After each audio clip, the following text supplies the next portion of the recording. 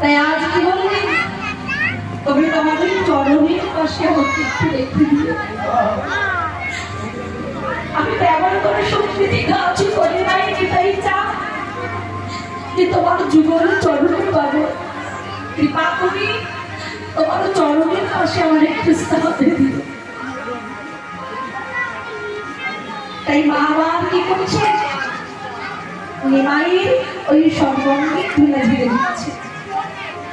এই ভাব দর্শন করলেন কি আমার বৈষ্ণব কবি রাধামোহন ঠাকুর বলছে ওয়া তুমি তো নিমাইয়ের সর্বঙ্গে ধুলা ঝেড়ে দিচ্ছ কিন্তু এই ধুলা তুমি ঝেড়ে ফেলবি কোথায়?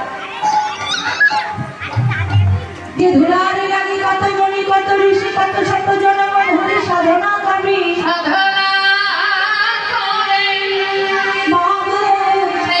এই ধুলার লাগে আমার এই নদীর নামে আসা তোমাকে আমি একটি স্থানে দেখিয়ে দিই ওই ধুলা যদি ফেলতে হয় তাহলে তুমি আমার মাথায়